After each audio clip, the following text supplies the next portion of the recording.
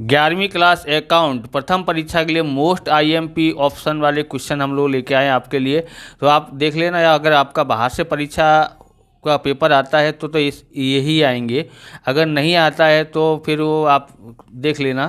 पहला है ऋण पत्र यानी डिबेंचर प्रकाशित करने या लोन द्वारा प्राप्त रकम खाली जगह। पहला है ऑप्शन ए है राजस्व यानी महसूली आवक है, बी पूंजीगत आवक है, सी अनामत है और डी लेना है। तो इसका आंसर क्या होगा? ऑप्शन बी आता है, पूंजीगत आवक गिनी जाती है। डिवेंचर कैसी गिनी जाती है? पूंजीगत आवक गिनी जाती है। दूसरा देखते हैं हिसाबी पद्धति की मर्यादा क्या है। ऑप्शन ए नफा कारकता बताती है, ऑप्शन बी वित्तीय स्थिति बताती है, ऑप्शन सी कर आयोजन, ऑप्शन डी द्रव्य का स्थिर मूल्य है। इसका आंसर आएगा ऑप्शन डी आता है, द्रव्य का स्थिर मूल्य है। तीसरा देखते हैं धंधा के मालिक द्वारा धंधा प्रारंभ करने के लिए जो विनियोग यानी निवेश किया जाता है उसे क्या कहते हैं। ऑप्शन ए पूंजी, ऑप्शन बी आहरण, ऑप्शन सी राजस्व खर्च, ऑप्शन डी देना। तो इसका तो आपको पता पड़ेगा, धंधा का मालिक जो लेके आता है वो क्या गिनी जाती है? पूंजी गिनी जाती है। ओके।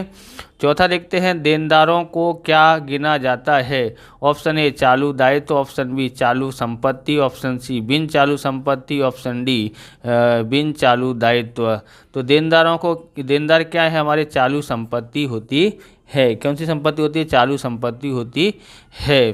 पांचवा देखते हैं निजी हेतु से ली रोकड़ से मालिक का क्या घटता है। ऑप्शन ए आहरण, ऑप्शन बी रोकड़, ऑप्शन सी पूंजी, ऑप्शन डी देना। तो इसका आंसर आएगा, पांचवें का आंसर आएगा ऑप्शन सी पूंजी होती है। बराबर। निजी हेतु यानी आहरण में ली गई रोकड़ मालिक को क्या करता है? उसकी पूंजी में कमी हो जाती है। आप इस प्रकार के वीडियो देखना चाहते हैं तो डिस्क्रिप्शन में आपको अकाउंट के चैप्टर, स्टेट के चैप्टरों के अलग अलग सवालों की प्लेलिस्ट की लिंक दी गई है, वहां से आप देख सकते हो। चैनल पर नए हैं, चैनल को सब्सक्राइब करना, क्योंकि हम इस प्रकार के वीडियो आपके लिए बनाते रहते हैं। और इस वीडियो को शेयर भी करना है, बहुत लोगों को तक शेयर करना है। 20 लाइक का टारगेट, अगर 20 लाइक का टारगेट पूरा करवा देते हैं तो हम सभी विषय के लेके आने वाले हैं। ओके। अगर नहीं करवाते हो तो हम लोग करेंगे नहीं, इसलिए आपको 20 लाइक का टारगेट पूरा करवाना है और इस वीडियो को हाइप भी करना है। हाइप का जैसे ही लाइक करोगे ऐसे हाइप दिखेगा, वो हाइप करने से क्या है, हमारे वीडियो आगे भी यूट्यूब भेजेगा, तो इसलिए आप हाइप भी कर दीजिएगा। पार्ट 2 देखते हैं ऐसे व्यवहार जिनका मूल्य द्रव्य में नहीं मापा जाता है उसे कौन सा व्यवहार कहा जाता है। ऑप्शन ए रोकड़, ऑप्शन बी उधार, ऑप्शन सी आर्थिक, ऑप्शन डी बिन आर्थिक। तो इसका आंसर क्या आएगा? ऑप्शन डी आता है, बिन आर्थिक। बराबर। जिनका मूल्य नहीं मापा जा सकता उनको बिना आर्थिक व्यवहार कहते हैं।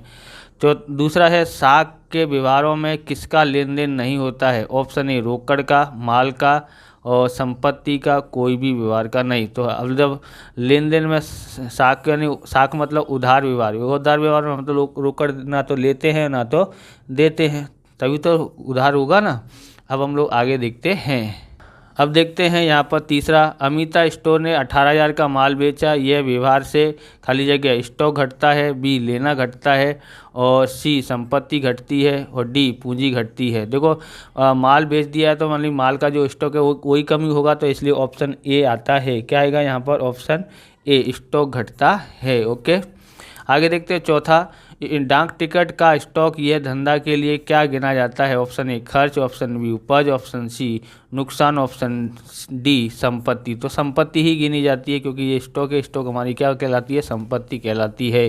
पांचवा देखते हैं जमीन, मकान, स्टेशनरी, बटाव वगैरह कौन से खाते गिने जाते हैं। ऑप्शन ए व्यक्तिगत खाता, ऑप्शन बी बिन व्यक्तिगत खाता, ऑप्शन सी काम चलाऊ खाता, ऑप्शन डी उनचित खाता। तो इसका आंसर आएगा बिन व्यक्तिगत खाता कहलाता है, क्योंकि ज़मीन मकान ये है ना, ये क्या बोलते हैं, किसी व्यक्ति का यहाँ पर नाम नहीं है, इसलिए बिन व्यक्तिगत खाता गिना जाता है। यहाँ पर ऐसा भी लिखा आ सकता है अव्यक्तिगत। ओके, ऐसा भी लिखा आ सकता है। पार्ट 3 देखते हैं। पहला है वस्तु और सेवा कर के अमल का वर्ष खाली जगह है। तो यहाँ पर जीएसटी लिखा सकता है, तो बोले जीएसटी के लागू होने का वर्ष बताइए, तो कौन सा होगा? 2017। ऑप्शन बी 2017 आता है, 16 नहीं, 15 नहीं, 14 भी नहीं। ओके। दूसरा देखते हैं निम्नलिखित में से केंद्र सरकार का कौन सा परोक्ष कर वैसेक से पहले नहीं था। Option A custom duty, option B आबकारी शुल्क, ऑप्शन सी सेवा कर, ऑप्शन डी खरीद कर। तो इसका आंसर होगा क्या आएगा, ऑप्शन सी आता है कि डी आता है, तो ऑप्शन डी आएगा, खरीद कर आता है। तीसरा देखते हैं, निम्न में से राज्य सरकार का कौन सा परोक्ष कर बसेक से पहले था। Option A custom duty, B आबकारी शुल्क, ऑप्शन सी मूल्य वृद्धि कर, ऑप्शन डी सेवा कर। तो इसमें कौन सा आता है, ऑप्शन सी आता है, मूल्य वृद्धि कर आता है।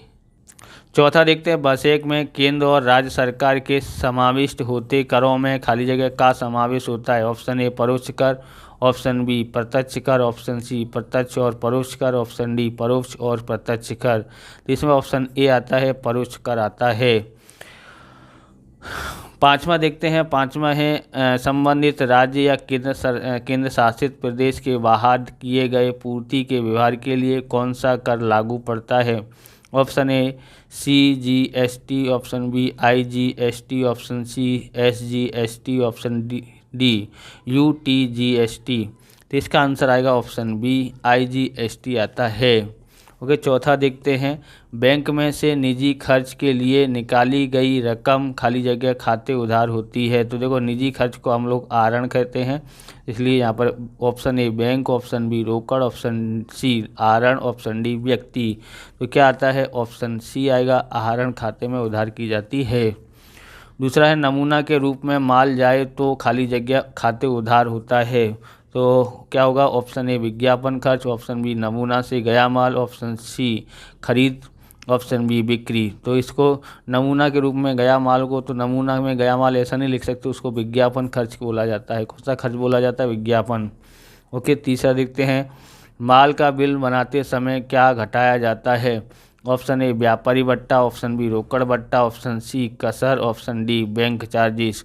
तो व्यापारी बट्टा घटाया जाता है। सबसे पहले कौन सा बट्टा घटाया जाता है, व्यापारी बट्टा। ग्राहक के पास से मिला चेक बैंक में भरने से खाली जगह। ऑप्शन ए रोकड़ शेष बढ़ती है, बी रोकड़ शेष घटती है, ऑप्शन सी बैंक शेष घटती है, ऑप्शन डी बैंक ओवरड्राफ्ट घटती है। यहाँ पर आपको ध्यान में रखना पड़ेगा कि देखो, ग्राहक के पास से चेक मिला हो तो देखो, रोकड़ शेष तो घटेगी नहीं क्योंकि तो चेक है। रोकड़ शेष भी नहीं घटती है। ओके, रोकड़ शेष बढ़ती भी नहीं है, घटती भी नहीं है, रोकड़ तो कोई है ही नहीं, तो बैंक शेष घटती है। देखो, चेक बैंक में भरा तो बैंक शेष तो घटेगी नहीं, तो ये तीनों ऑप्शन संभव नहीं है। तो ये बैंक ओवरड्राफ्ट घटती है। इसका मतलब क्या है, ये वाला आएगा, पर कैसे आएगा तो समझोगे, जैसे इसने बैंक में से पैसा निकाला है, तो उसमें क्या होगा, बैंक ओवरड्राफ्ट है 40,000 का, मतलब मान लो कि 40,000 का है, 20,000 का चेक मिला, तो 20,000 का चेक मिला तो 20,000 रुपये जमा हो गए। अब कितना बैंक ओवरड्राफ्ट कितना रह गया, 20,000 रह गया। तो इस तरह से ये ऑप्शन आएगा। ओके, पांचवा है, कसर में व्यापारी के बीच क्या होता है। ऑप्शन ए समझूती, ऑप्शन बी शर्त, ऑप्शन सी रिवाज, ऑप्शन डी करार। अर्थ अब समझ में नहीं आया होगा कि कसर क्या होता है। तो कसर समझे, जैसे कि बिल है ना 815 का हुआ है, तो कोई व्यापारी हम लोग उसको कितना रुपए देते हैं, 800 रुपये दे के चुकता कर देते हैं, बोले 15 रुपये जाने दो। तो 15 रुपये जो है वो कसर होती है, बराबर। तो उसको कसर यानी उसको आपस में समझ लेते हैं, इसलिए क्या बोलते हैं, समझूती कहते हैं। ओके, पाँचवा, रकम उधार ली हो तब खाली जगह। रकम उधार ली हो तो क्या होगा, ऑप्शन ए संपत्ति में वृद्धि, दायित्व में कमी। ये दायित्व में वृद्धि आएगा, ये कैंसिल है। ओके, दायित्व में वृद्धि और एक वृद्धि एक कमी, तो इसमें हम लोग डायरेक्ट बता देते क्या होगा। देखो, रकम उधार ली हो तो हमारा दायित्व बढ़ जाएगा, पहले तो दायित्व बढ़ जाएगा। अब रकम आई है तो किस में वृद्धि होगी, पूंजी में वृद्धि होगी, पूंजी में या संपत्ति में वृद्धि होगी, बराबर। अब यहाँ पर देखो, पूंजी में वृद्धि है पर यहाँ दायित्व में तो कमी है, तो ये वाला तो नहीं आएगा। अब देखो, संपत्ति में वृद्धि और दायित्व में वृद्धि, तो ऑप्शन ए इस तरह से संभव हो सकता है। दूसरा है, धंधा के लिए साख पर संपत्ति खरीद किया जाए तब। अब यहाँ पर है हमारे पास, तो क्या होगा, देखो, धंधा पर साख पर संपत्ति संपत्ति खरीदी है, उधार खरीदी है, तो क्या होगा, किसमें, संपत्ति में वृद्धि हो गई, बराबर। संपत्ति खरीदी, संपत्ति में वृद्धि हुई, लेकिन उधार खरीदी है तो हमको उसको चुकाना पड़ेगा, तो यानी दायित्व में दायित्व में वृद्धि, यानी संपत्ति में भी वृद्धि और दायित्व में भी वृद्धि होती है। तो कहाँ पर है, तो संपत्ति में वृद्धि और दायित्व में वृद्धि यहाँ ही आता है। ओके। तीसरा है वेतन के ₹19,000 चेक से चुकाया जाए तब क्या हो सकता है इन ऑप्शन में से। देखो वेतन चुकाया जाएगा तो क्या होगा, उसमें आपको देखोगे तो वेतन चुकाया जाएगा तो पूंजी में तो कमी हुई, पर 19,000 कम हुए तो पूंजी में कमी, और वेतन चुका दिया है तो हमारी और क्या बोलते हैं पूंजी में भी कमी होगी और संपत्ति में भी कमी हो जाएगी, क्योंकि रोकड़ चला गया है ना बराबर, या बैंक से पैसा चला गया ना, यानी वो संपत्ति है ना बैंक बराबर, तो इसलिए बैंक से संपत्ति उसमें भी कमी हुई, तो इसलिए क्या होगा कि पूंजी में भी कमी हुई है कि, तो यहाँ पर क्या आएगा, पूंजी में भी कमी हुई है और संपत्ति में भी कमी हुई है। चौथा है महसूली आवक गिनना बाकी हो तब, महसूली आवक मिलना बाकी हो, आवक मिलना बाकी हो तब क्या होता है, वो हमारी क्या होगी, वो संपत्ति बढ़ेगी बराबर, और पूंजी में भी वृद्धि होगी। महसूली आवक मिलेगी तो पूंजी में भी वृद्धि हो सकती है ना, तो यहाँ पर यहाँ आएगा ऑप्शन ए, संपत्ति में वृद्धि और पूंजी में भी वृद्धि, ऐसा होता है। पांचवा देखते हैं संपत्ति का रोकड़ में विक्रय किया जाए तब। देखो रोकड़ संपत्ति को बेच दिया, संपत्ति में कमी हो गई, ओके, लेकिन रोकड़ मिलेगा, तो यानी ये क्या बोलते हैं दोनों संपत्ति है ना, दोनों रोकड़ भी संपत्ति ये भी, तो इसके बोले एक संपत्ति में कमी और एक संपत्ति में अन्य यानी कि अन्य रोकड़ में अन्य में हो गए, तो उसमें कौन सा आएगा, ऑप्शन ए आ सकता है। एक संपत्ति में वृद्धि होगी बराबर, जैसे कि रोकड़ में बिक्री किया जाता है, रोकड़ में तो वृद्धि हो जाएगी, तो एक संपत्ति में वृद्धि हुई, तो ये कोई संपत्ति जैसे फर्नीचर बेच दिया हो जो उसमें कमी हुई, तो इसलिए अन्य में कमी। ओके, अब छठा देखते हैं। छठे में देखेंगे तो माल की उधार खरीदी का लेखा खाली जगह में होता है, तो ऑप्शन ए खरीद वापसी बही में, खरीद बही में, सी रोकड़ बही में, और डी मुख्य रोमनामचा में।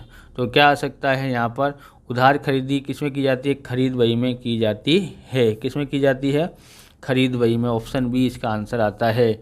दूसरा है संपत्ति की उधार बिक्री का लेखा खाली जगह में होता है। अगर संपत्ति का बेचा गया है तो यानी कि यहाँ पर खरीद बही बिक्री बही में आता नहीं है, किस में आएगा, मुख्य रोमनामचा में एंट्री होती है। क्यों, इसमें मुख्य रोमनामचा में, उधार बही में नहीं होगी, जमा बही में नहीं होगी, मुख्य रोमनामचा में होगा, लेनी हुंडी में होती नहीं है। तीसरा देखते हैं उधार खरीदा माल वापस किया जाए तब माल के साथ व्यापारी को क्या भेजा जाता है। ऑप्शन ए उधार चिट्ठी, ऑप्शन बी जमा चिट्ठी, ऑप्शन सी लेनी हुंडी, ऑप्शन डी देनी हुंडी। तो यहाँ पर क्या आएगा, इसका आंसर जो है वो आएगा उधार चिट्ठी आता है। ओके, उधार माल वापस आए तब उधार चिट्ठी, और बेचा हुआ माल वापस करें तो उसको जमा चिट्ठी लिख करके भेजी जाती है। ओके, चौथा है अलग अलग ग्राहकों के पास से मिली हुंडी का लेखा कहाँ होगा। ग्राहकों के पास से हुंडी मिले तो उसको क्या कहते हैं, लेनी हुंडी। उसको हम ग्राहकों से हमको लेना है इसलिए लेनी हुंडी, और हमको व्यापारी को देना है तो उसको देनी हुंडी कहते हैं। ओके, पाँचवा माल परत उधार अर्थात क्या। तो माल परत उधार मतलब होता है खरीद का, ऑप्शन ए खरीदी, ऑप्शन बी बिक्री, ऑप्शन सी खरीद माल वापसी, ऑप्शन डी बिक्री माल वापसी। क्या हो सकता है, तो माल परत उधार का मतलब होता है खरीद माल वापसी होती है। क्या आएगा, खरीद माल वापसी आती है। ओके, तो यहाँ पर ऑप्शन सी आता है। सातवां देखते हैं, दो खानों वाली रोकड़ बही कितनी पद्धति से तैयार की जाती है। Option A 2, option B 3, option C 4, option D 5। तो इसमें आएगा ऑप्शन बी आता है 3। ओके, दूसरा है रोकड़ बही में लिखित जिस व्यवहार की खतौनी करनी नहीं हो उसे कौन सा व्यवहार कहते हैं। ऑप्शन ए जमा खर्ची, ऑप्शन बी साका, ऑप्शन सी बिन आर्थिक, ऑप्शन डी बिन में। तो इसका आंसर आता है ऑप्शन ए जमा खर्ची। देखो रोकड़ बही में लिखित व्यवहार खतौनी करनी नहीं होती है तो वो होता है जमा खर्ची व्यवहार का हम लोग को करना पड़ता नहीं है। तीसरा है बैंक में रोकड़ भरी जाए तब रोकड़ बही में कौन सी बाजू लेखा होगा। आय पक्ष में, व्यय पक्ष में, दोनों पक्ष में, इनमें से कोई नहीं। तो बैंक में रोकड़ भरी जाए तो दोनों साइड में एंट्री करनी पड़ती है, क्योंकि इसको जमा खर्ची बैंक वाला जमा खर्ची कहते हैं, बराबर। इसलिए दोनों साइड में होगा, तो इसलिए ऑप्शन सी आता है दोनों पक्ष में। ओके। चौथा है अपलिखित की गई डूबत ऋण की रकम वापस मिले तो उस व्यवहार का लेखा कहाँ होगा। तो देखो, और डूबा हुआ पैसा वापस मिला तो ये तो हमारी आवक हुई, तो आय पक्ष में होगा। आय पक्ष किधर साइड होती है, बराबर। तो यहाँ पर क्या आएगा, यहाँ पर चौथे में तो ऑप्शन आएगा रोकड़ बही में। ओके। कहाँ करेंगे, रोकड़ बही में करते हैं, क्योंकि रोकड़ पैसा मिला इसलिए रोकड़ बही में। मुख्य रोमनामचा में संपत्ति का लेखा होता है, जमा बही यानी बेचा हुआ माल, उधार बही मतलब खरीद का माल खरीदे उसका लेखा होता है, रोकड़ बही में रोकड़ व्यवहार का होता है। ओके। पांचवा है बैंक ओवरड्राफ्ट का ब्याज, यह बैंक के लिए खाली जगह है। तो खर्च है, बी नुकसान है, व्यय है, उपज है। देखो बैंक ओवरड्राफ्ट जो है उस पर अगर ब्याज बैंक को मिल रहा है तो बैंक के लिए क्या है, आय कहलाती है, उपज कहलाती है। ओके। ऑप्शन डी इसका आंसर आता है। आठवां देखते हैं, आठवां पाठ का निम्न में से किस व्यवहार का लेखा मुख्य रोमनामचा में लेखा होगा। ऑप्शन ए ₹100, बराबर, ₹100 धर्मादा में दिया। ऑप्शन बी ₹1525 की स्टेशनरी खरीदी। ऑप्शन सी 2000 का माल मन्नू को वापस किया। ऑप्शन डी ₹3000 का माल लेकर फर्नीचर खरीदा। तो यहाँ पर देखोगे सबका मुख्य रोमनामचा में संपत्ति का ही लेखा होता है, तो इनमें से संपत्ति कौन है, तो ये तो धर्मादा में ये खर्चा हो गया। स्टेशनरी, बराबर, की खरीदी की है, तो यहाँ पर फर्नीचर खरीदा ना, ये इसको क्या गिना जाएगा, ये फुटकर खर्च कहलाते हैं, इसलिए इनका मुख्य रोमनामचा में किसका होगा, फर्नीचर का लेखा होता है। अब दूसरा देखते हैं, मुख्य रोमनामचा का नमूना किसके जैसा है। तो ऑप्शन ए रोमनामचा, ऑप्शन बी रोकड़ बही, ऑप्शन सी सकल तलपट, ऑप्शन डी खरीद बही। तो इसका कौन सा होगा, मुख्य रोमनामचा, यानी कि रोमनामचा जैसे। मुख्य रोमनामचा का जो नमूना है ना वो रोमनामचा जैसा ही होता है। तीसरा है, देनदार दिवालिया घोषित हुआ हो तब डूबत ऋण की रकम किस बही में लेखा होगा। ऑप्शन ए खरीद बही में, ऑप्शन बी बिक्री बही में, ऑप्शन सी रोकड़ बही में, ऑप्शन डी मुख्य रोमनामचा में। इसका आंसर आएगा मुख्य रोमनामचा में होता है, बराबर, संपत्ति से संबंधित है इसके लिए। ओके। चौथा है, निम्न में से किसका सहायक बहियों में समावेश नहीं होता है। बिक्री बही का, लघु रोकड़ बही का, खाता बही का और डी उधार बही का। इसका आंसर आता है ऑप्शन सी खाता बही का होता है।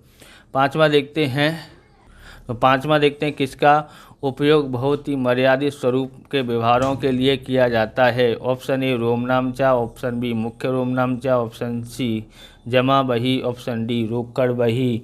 तो यहाँ पर होगा मुख्य रोमनामचा का है जो उपयोग है मर्यादित स्वरूप के लिए होता है।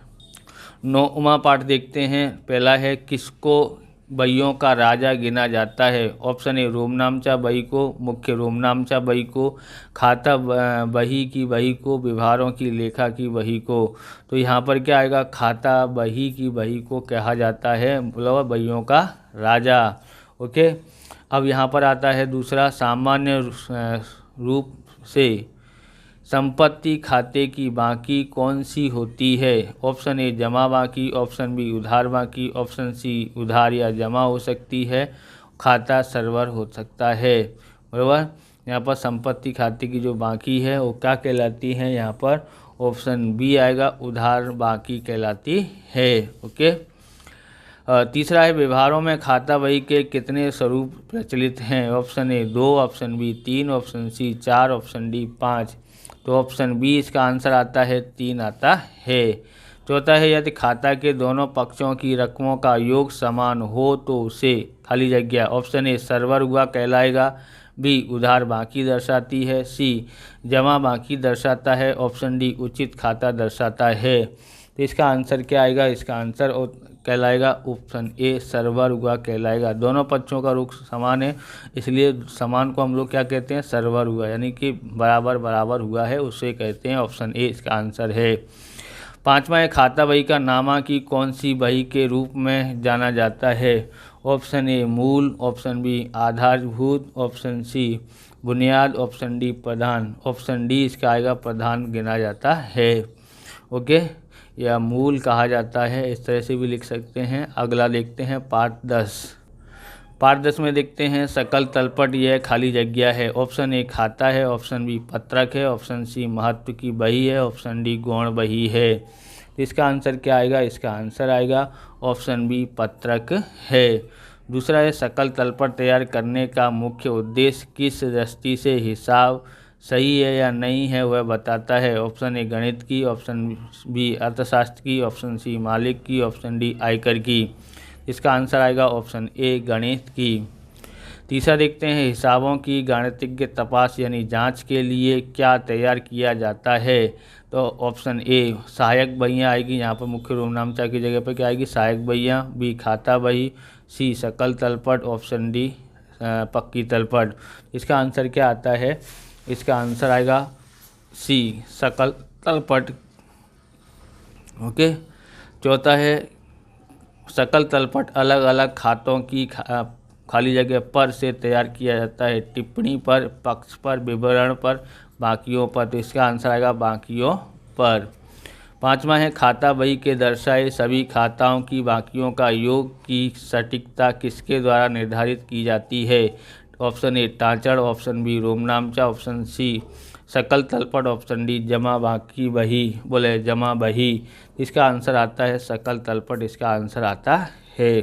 इस प्रकार से ये वीडियो पूरा होता है। अगर आपको हमारा वीडियो अच्छा लगे तो लाइक करें, शेयर करें, कमेंट करें। चैनल पर नए चैनल को सब्सक्राइब करें। मिलते हैं नेक्स्ट वीडियो में। जय हिंद, जय भारत, वंदे मातरम।